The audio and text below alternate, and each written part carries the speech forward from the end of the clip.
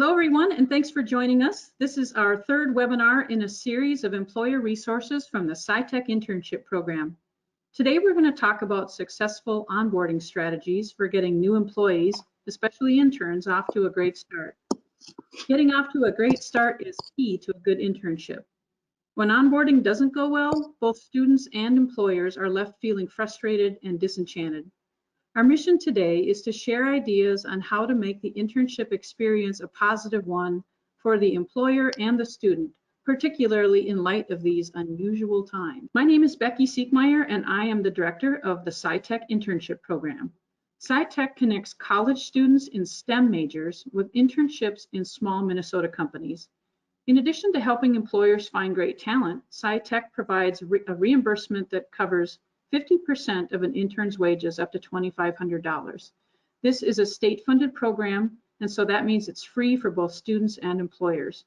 We still have at least 75 wage matches available between now and August. You can learn more about the program and apply on our website, scitechmn.org. Also with us running the show today behind the scenes is Piper Cleveland, our communications manager for SciTech. And my special guest, again, for the third webinar is Carole Burton of Radiance Resources. Carole, thanks so much for joining us again, and tell us a little bit about your company. Thanks, Becky. Radiance Resources helps mid-level managers systematize processes. We improve strategic agility planning and cost effectiveness while remaining mission focused, which then elevates your leader's growth. For more information, please visit the website at radianceresources.org. And thank you again, Becky, for having me be part of this process. It's been a real pleasure. All right. Before we jump into the presentation, we do want to take a moment to say that if your intern is working on site with you, please be safe. As I'm sure you've heard, COVID-19 is spread through respiratory droplets. Employers should have control measures in place to minimize exposure from transmission through basic activities like coughing, sneezing, and even talking. The Minnesota Department of Labor and Industry says that employers have a fundamental obligation to protect their employees from known hazards, and both employers and employees must follow requirements set forth under the Occupational Safety and Health Act. Minnesota OSHA Workplace Safety Consultation has compiled workplace safety and health guidelines for essential businesses and workers, which can be found on their website, dli.mn.gov/updates. Make sure to review the basic recommendations from the World Health Organization, which are shown here on this slide, regarding protective measures with your interns, along with any additional measures your company is taking that are unique to your work environment. Thank you. Okay, now that you know who we are and we've covered our public service announcement, let's find out who's joining us today. To do that, we're going to take just a few seconds for a quick poll. And the question is, which of these titles best describes your role in your organization? All right, so your options are CEO, CFO, comptroller, so basically C-suite, admin support, human resources personnel, hiring managers, or something else. So we'll leave the poll open here for a little bit, and looks like we've got about 60% of people have voted, so please keep voting. And as soon as we hit 100%, I will announce the results. Right now, the HR personnel are in the lead, followed by other and hiring managers. So we've got 82% that have voted. So if you're still haven't voted yet, please do so.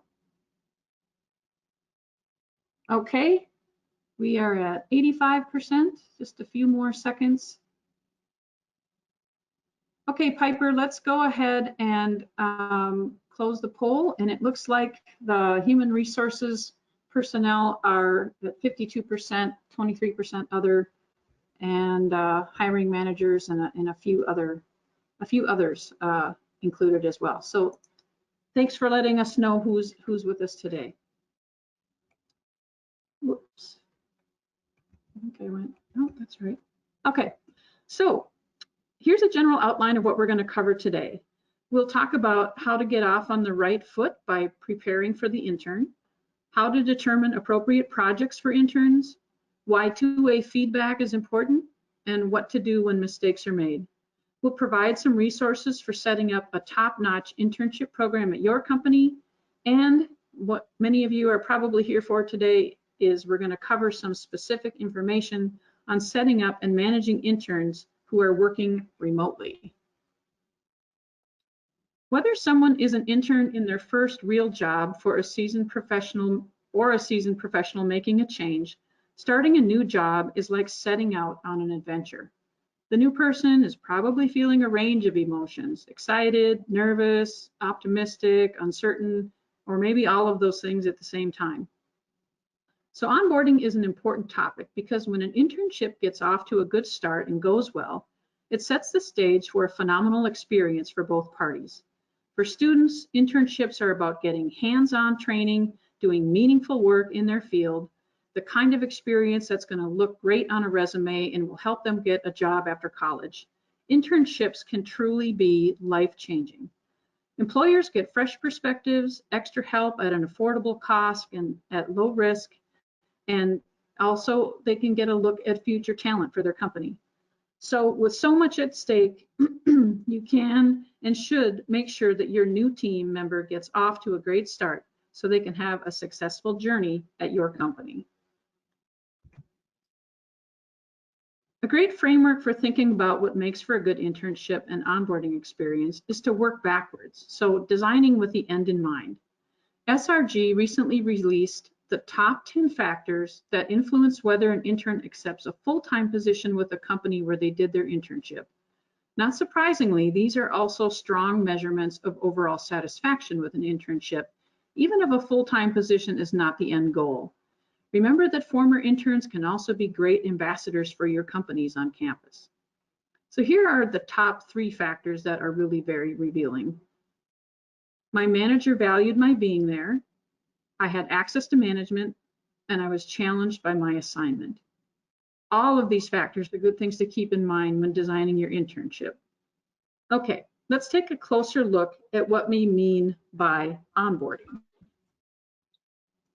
So there's a common misconception that when a new person completes orientation, they have successfully onboarded. Well, in reality, orientation really presents information all interns in general need to know, including company policies and a tour. On the other hand, onboarding really starts when the job offer is extended and continues, in our case, throughout the internship. Onboarding is a process, if you will, a series of events.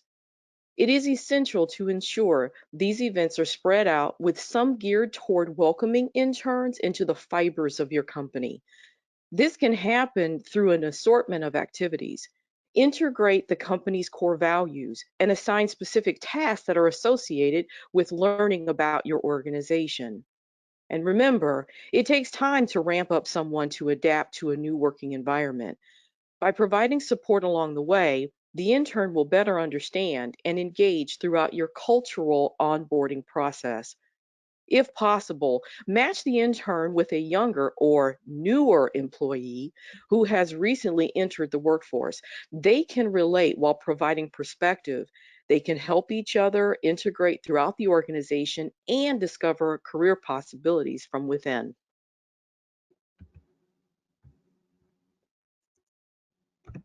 Those are really good points, Carole. Let's talk now about preparation. The question is really, are you ready? There's no better way to dampen a new person's enthusiasm on their first day than discovering that the company is not ready for you. The signs of them not being prepared are pretty easy to spot. You walk in and your workstation isn't set up, no one seems to have the time to train you on where to find things, or worse, the people in charge of you didn't even know you were coming. I've actually heard some amazing stories of this happening, not with SciTech companies, of course, but I can't imagine anything worse as the new person than walking into that kind of situation. Avoiding these scenarios requires advanced planning. One resource recommends preparing interns or for interns at least 4 weeks in advance. With a lot of the SciTech internships beginning around May 18th, We're actually at that point right now.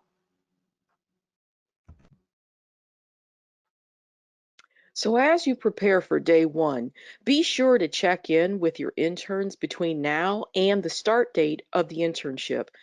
Reassure them that this is still happening. Personal attention is significant during uncertainty, especially when some companies are canceling or delaying their internship programs.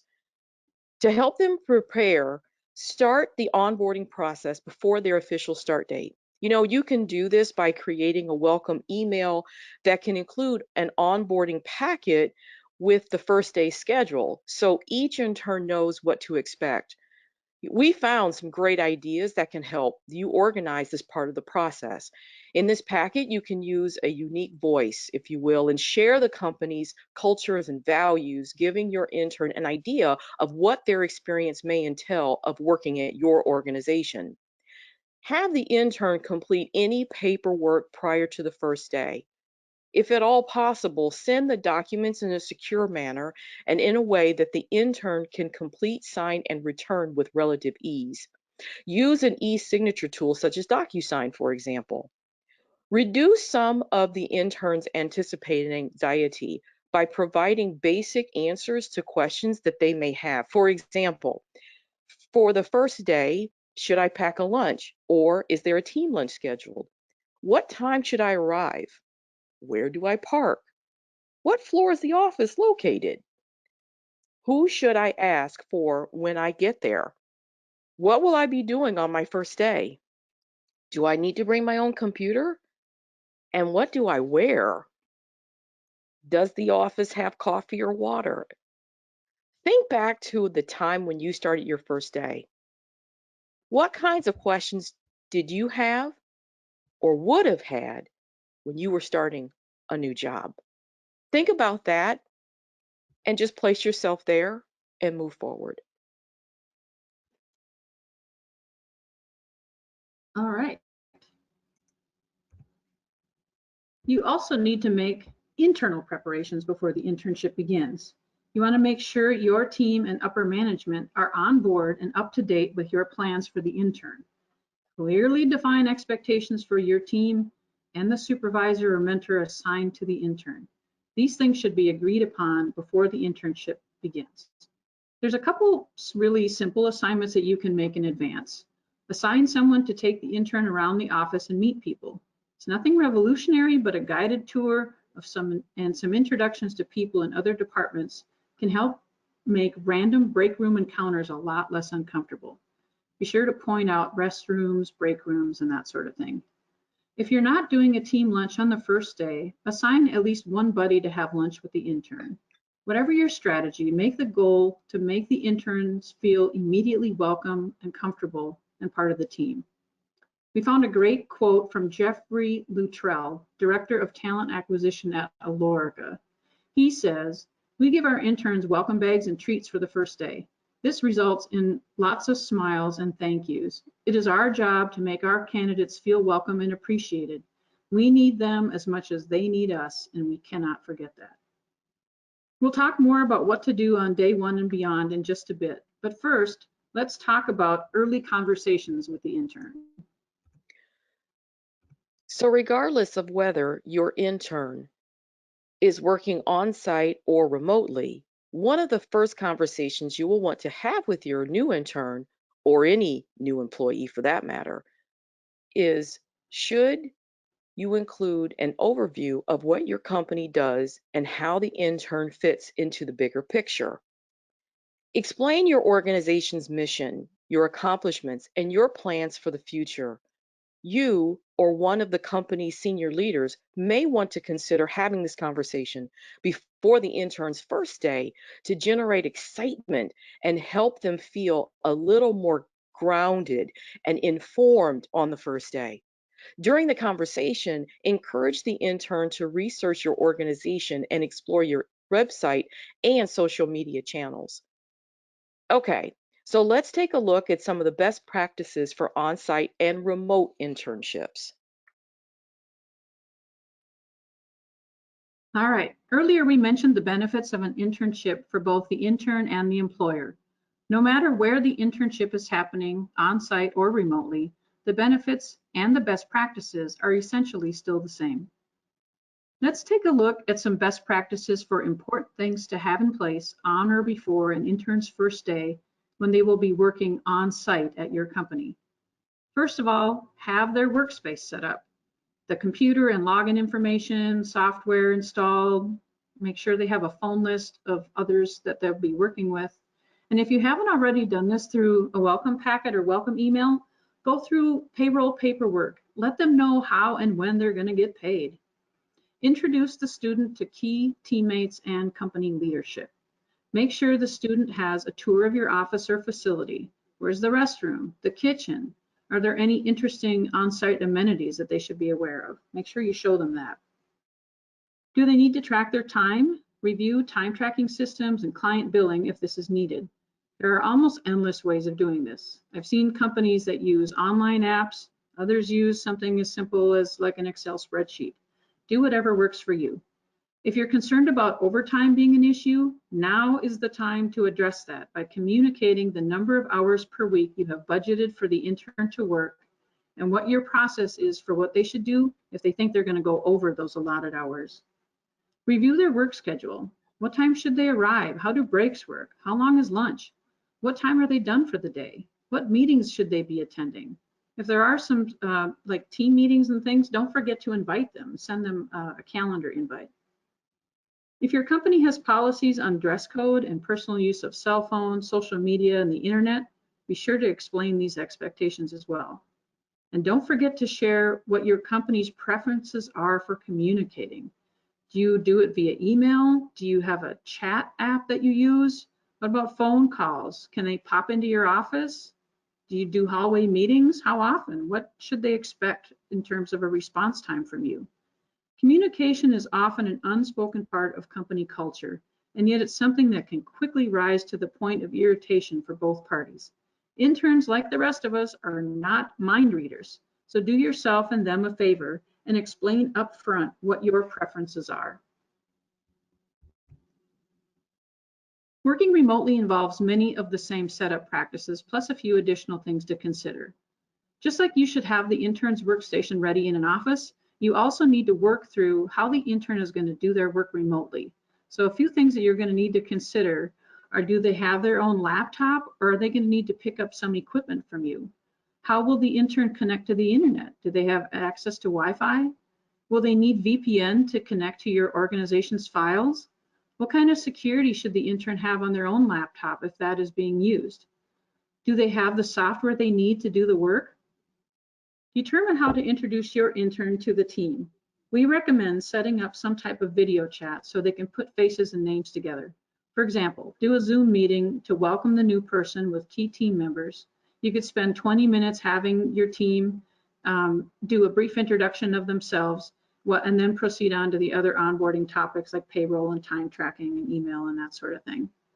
Given that the student will be working remotely, what will their schedule look like? Is there a firm start and end time? How do they do breaks? How do they track all of that? And just like on-site internships, you need to have a plan for how you prefer to communicate. For a lot of people, that has probably changed dramatically over the last month. Often when a new employee is stuck on something, they can either stop by your office or quickly speak to a nearby coworker. This kind of access is an important part of the onboarding process. When the intern is working remotely, though, it's crucial to streamline your communications channel so your intern knows how precisely to get their questions answered. A few areas of the communication process to consider are, how will you be handling conversations during the day? Email, text message, phone, apps. Will they be using a personal or company email account? How often during the day can they expect to reach you? How will they be able to communicate with you and others they are assigned to work with?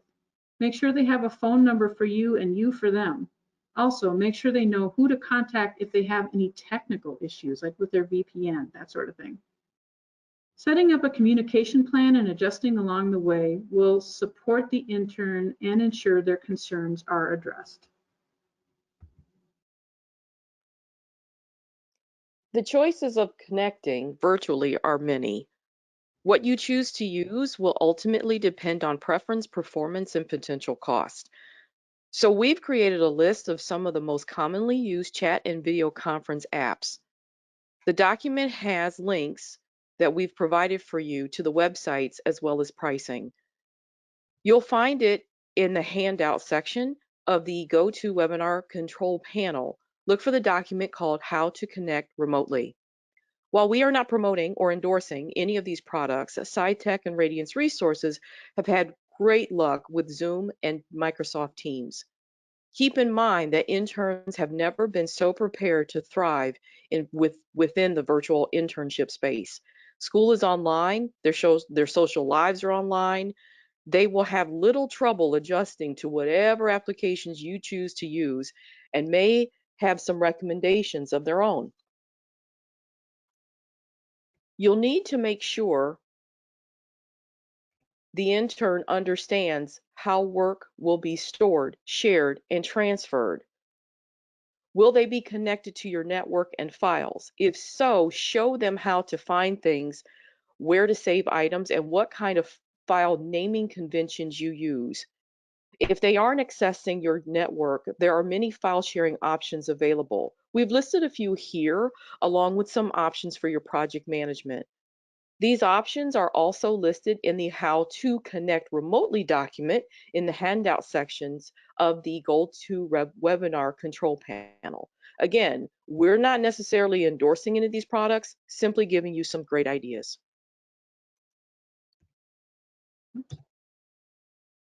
At this point, we thought to ask if there were any questions about what we have covered so far. If you have any, go ahead, any questions, go ahead and type them into the questions menu on the control panel. Hopefully you can see that on your screens. All right, I think while we're waiting for some questions, we might as well keep moving.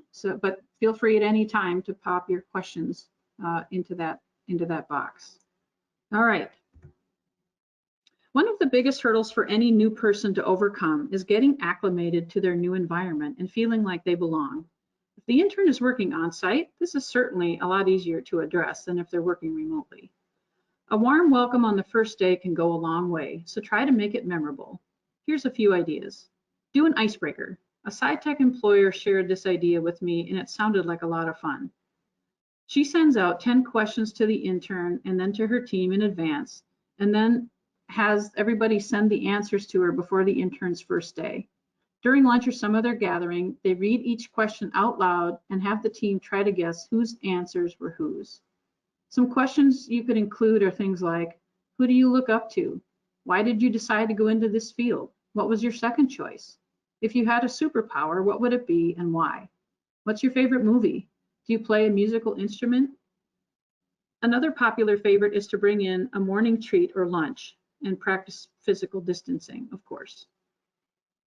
One of our favorite questions to ask interns when we're doing a SciTech site visit is, what was the most memorable moment of your internship? Quite often, the answer has something to do with the social aspect of working at the company. In pre-COVID-19 times, many employers did something fun, like a competition of some kind, maybe table tennis or frisbee, a team picnic, or even a walk at lunchtime. These kinds of activities create and transfer the sense of company culture and belonging. This can still happen remotely, you just need to be a little more creative. Here are some fun ideas I've heard. Have a virtual lunch or coffee time. Have everyone watch the same TED Talk or movie and then discuss their reactions to it. Or check out a virtual escape room online. Ask your team for ideas and be creative. Another fun thing to consider, as mentioned earlier, is giving a goodie bag of company swag, pens, a coffee mug, etc. Give it to the intern either on their first day or send it to them in advance if they're working remotely. These kinds of actions really help interns better understand the tone and voice of the culture and helps them quickly engage. We're wondering what your team is doing to replace these social activities because of the coronavirus. If you have any fun thoughts, please share them in the questions box in the GoToWebinar control panel, and we'll share them with others.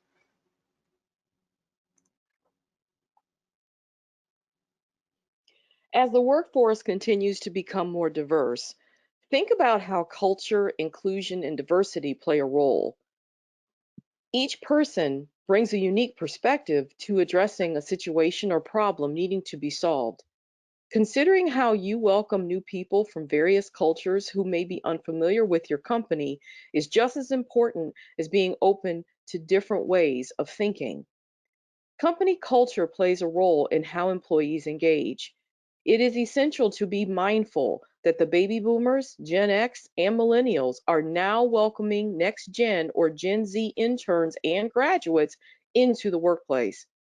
With the abundance of ages, setting up employees to work in an open, safe, and respectful place offers room for everyone and the company to benefit. Leaders can assure team members are heard and recognized by defining that each member's role and responsibilities are based on each member's strengths and contributions. When documented, the team can visualize their talents and gaps so they can help each other's efforts. This practice creates a collaborative, equitable workforce that values each person's contributions. Another practice is offering opportunities for interns to get to know colleagues through activities and networks like affinity groups, lunch and learn sessions, and employee gatherings, all based on their interests. For example, team members can share recipes from their culture. If remote, have a virtual potluck.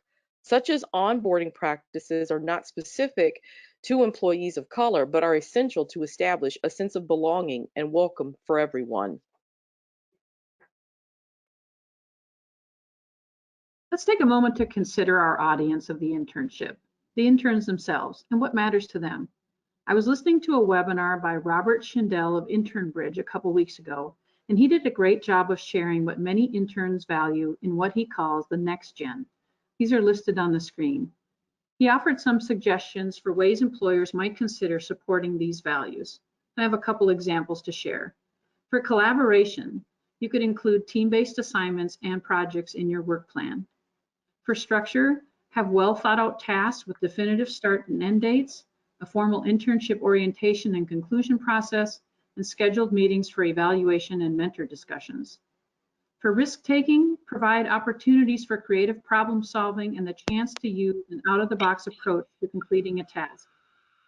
For challenging goals, give the intern assignments and projects that require the acquisition of new knowledge, in-depth research about a specific concept, a theoretical principle to apply, or new software knowledge and skills that they need to learn. For diversity, give the intern opportunities to work with many different members of your company in many different departments. For remote internships, you could schedule virtual job shadowing with different team members so the intern can learn what those people do. And for leadership, provide opportunities to make presentations to other employees and the chance to run meetings, organize events, and lead committees. In many ways, what the Nextgen values is also part of what makes for a great internship experience. All right, we're going to take another quick break to check for questions. Again, you can, I see we do have a few in here. So let's take a look at those. All right, somebody had an idea for what we asked for later. Taylor says, I set up a daily water cooler chat through Zoom for anyone in my small organization to get together and just casually chat if they have time. Yeah, that's a really nice thing. We're finding with our team, we do at MHTA, we do Zoom meetings 3 times a week, and the first several minutes are not about work. They're just how are people doing? What are you doing for fun this weekend? The same sort of water cooler chat like you describe here. Yeah, good comment. Thanks, Taylor. Does anybody else have any questions right now? Otherwise, we'll just keep moving. All right, Carole? So let's move on to developing the intern's work plan. Just like a professor, reviews a syllabus on the first day of class, you should review the work plan on the intern's first day. You want to set expectations at the very beginning of the internship. Decide the bulk of the work plan in advance so interns know what they'll be working on, but be prepared to adapt and adjust along the way. I found that when I was interning, a fantastic, brilliant student myself. The more time you spend preparing in advance, the more time you'll save yourself later on. Balance your excuse me, balance your focus between the intern's learning and the organization's needs. Make a list of skills they should be able to master. Break it down in learning modules, if you will, and include milestones. Ask what the intern hopes to get of the experience and include this in the plan. They'll be more engaged in the work.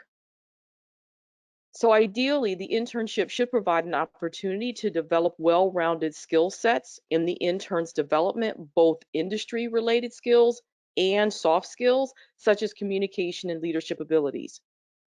Provide individual projects as well as team projects. Match the level of difficulty of the intern's capability. Some things should be required, while others are higher level or optional. Dynamic assessment, meaning keep assessing along the way. You will need to be flexible. Encourage interns to journal throughout the internship so they can see their growth and document what they've learned. It makes it easy for them to update their resume later. Provide adequate training. While this can be time consuming, trust us, it will save you time in the long run by minimizing mistakes. Remember, this is likely why the intern took the job, to learn how to do what you do. Determine in advance who will be doing the training and make sure team members are aware of who is doing what. Consider breaking up the training by assigning different people to different tasks. It's an excellent way for the intern to get to know others on the team. With virtual internships, the intern won't have the opportunity to have everyday interactions in the workplace, so materials, instructions, and task descriptions should be prepared in advance and available online so they have access to this information when they need it. All of the things we just talked about will help provide structure to an internship. Why does this matter? Because a lack of structure is often listed as the top reason for dissatisfaction in an internship. All right, let's talk about check-ins. People at all stages of their career like to know how they're doing, and interns are no exception. Frequent check-ins are going to help the interns and managers minimize frustrations and roadblocks. Students need to feel comfortable admitting they are stuck, so make space for that. Discuss their workload. Is it too much? Not enough? Do they need more or less of a challenge? Adjust their assignments accordingly. Here's some really great questions to ask in a one-on-one. How did your day go yesterday? What does your data look like? Are there any hiccups? What do you wish you had done slightly differently? Or what did you learn, or what was the biggest takeaway? What are you planning to do today? What did you tell your friends and family about your day? Encourage two-way feedback. Interns want everything to be awesome, so it may take some coaching to get them to speak up about things that aren't perfect. You could ask, what could we be doing differently to support you? Make sure to tell them not to hold back on their feedback. You could also ask if there's anything that's unclear. Adjust the work along the way as needed to make it a more positive experience. In other words, know when to pull back or accelerate their learning. Schedule check-ins weekly. If the intern is working remotely, you actually may want to consider daily check-ins. Another thing to consider is how to handle mistakes. It's important to make these teachable moments. Tone and attitude are going to be everything. Laugh it off if you can, laugh and learn, so to speak, and make sure the intern understands that we all make mistakes. Show them how to correct the problem and encourage feedback on what would have been helpful to know before the mistake was made. Having them tell you what they think you said can help you become a better explainer, if you were. Sharing your own mistakes can also be enlightening for the intern as well. One SciTech employer told me that she likes to make fun of mistakes by establishing blame early. That's what she calls it. So she says that today, everything that goes wrong will be my fault, and then the next day, they pre-assign someone else to be at fault. I thought that was kind of a fun way of looking at it. All right, we're going to take just a minute here. Actually, we have a question before we do the poll. Is this PowerPoint going to be available after the webinar? And yes, Taylor, it will be available. There will be a recording of the entire presentation. A link to it will come out in the email that comes out tomorrow. But at the end of this webinar, you'll be able to see my email address, and you can email me if you want the actual like PowerPoint with our notes. So yeah, feel free to send me an email and I can send that out. The file's kind of big. I might have to upload a link to it somewhere, but absolutely. Okay, Piper, why don't we go ahead and launch the second poll. Besides getting hands-on experience in their field, what are some ways that you've added value to an intern's learning? So feel free to check all that apply. Your options are networking opportunities, exposure to other functions in the company, introducing the intern to your vendors or clients. Maybe you take them to an industry function or trade show, or something else. And for the something else, you can put things into the questions box. All right, so please respond. All right, looks like so far exposure to other functions in the company is a big one. That's awesome. So our networking opportunities. Okay. Oh, it says you can only pick one. Sorry. I thought you could select multiple. All right. Well, thanks now. Pick the one that is the that you do the most of. Let's put it that way. Okay. All right. We're going to go ahead and close the poll. So if you haven't voted yet, please jump in. Okay, Piper, why don't we close the poll and share the results? It looks like exposures to other functions in the company is by far the top one, followed by networking and introducing the intern to your vendors and clients. All right, very good. Thank you. All of those things are actually really great ways to add value to an internship. Providing networking opportunities, especially with your team, your vendors, and your clients when possible, are really awesome things to do. With the current situation, of course, you may need to be a little creative with that. Give them exposure to other functions in the company so they can see what it takes to run a business. For many students, this will be completely new information. So by getting them involved in understanding your business, you'll teach them the value of the product or service that you create for clients. Taking them to an industry function or trade show when possible is great, but in lieu of this, one idea that I had was maybe you could set up informational interviews with a vendor or a partner. That way they could still get sort of that networking experience or that exposure to what those vendors do, even though they can't meet with them in person. All right, moving right along. Yes. Carole, So, yep. yeah. So now, yep, we're now moving toward what happens at the end of the internship. So as we wrap up, all kinds of activities companies should be thinking about on the intern's last day or the last couple of days is really important. You know, do your interns give a presentation on their projects? Asking interns to give a presentation motivates them to finish up the projects. It helps them document their work, what they learned, where they started, and where they ended up. The intern that I got the opportunity to work with did that, and it was really great for him to really see where he grew throughout his internship experience. Presentations are also a great way to show others in the company what the interns worked on and provides a sense of closure. Have a plan for interns to hand off their work. Where should files be stored? Are there any final meetings that they need to take place with you or members of your team? If so, make sure these meetings get scheduled. Finally, do an exit interview. If you find out at the end that it was not a pleasant experience for an intern, this is not good. You should have learned that earlier during check-ins throughout the entire process. Make sure the questions you ask during this meeting are specific. You may want to group the questions by time frame from initial contact with the company through the interviewing and offer processes and so on. You can ask about the quality of work they were given, the relationships they established, and their recommendations for companies' internship program overall. These groupings can identify areas of improvement for the next intern. Here's a few examples that we found. Question 1, if you could make a change to your internship program, what would you change? Another is, how did the job match your expectations? What were 3 skills that you improved during your internship?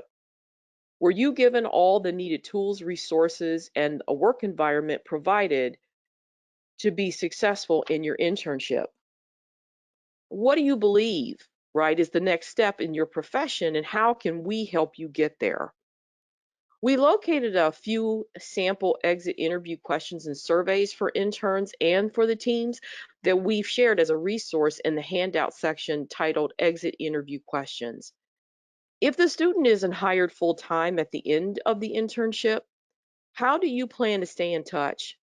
Internships can be a great feeder for future hires.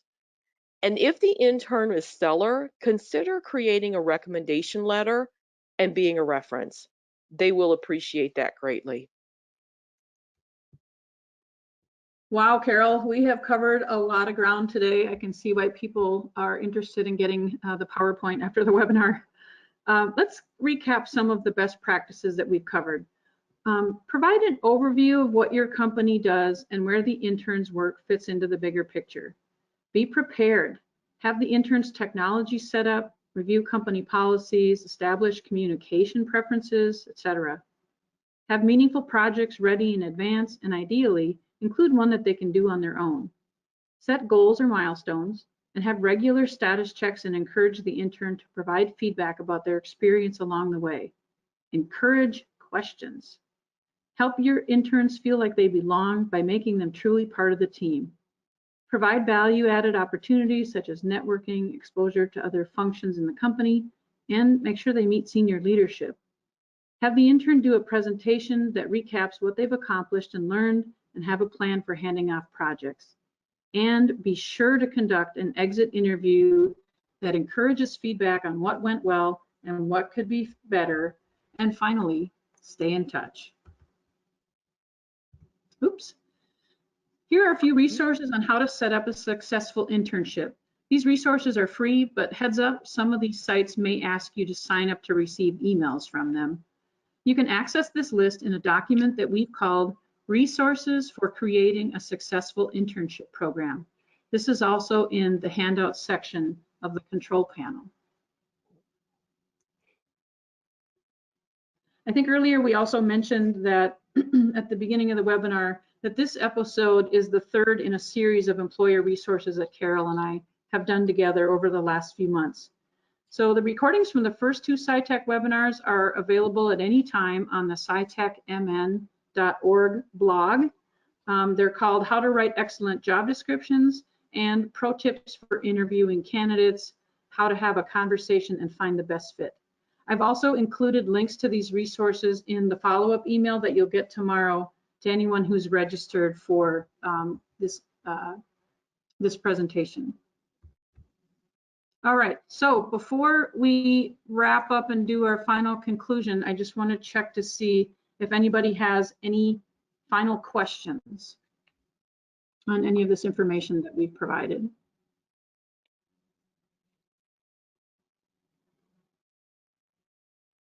Okay. Well, while you're thinking about your questions, we'll go ahead and get into our final wrap up here. Okay, Carole, first of all, I just want to thank you so much for joining me, not only for today, but all along the way, and for providing such really, just great insight and resources on onboarding and all the other topics that we've covered. It really has been a great pleasure to get to know you and to work with you to create this employer webinar series. And thank you, and thank Piper as well. I've really appreciated this opportunity. It's been great. Thank you. We've learned a lot. Yeah, we sure have.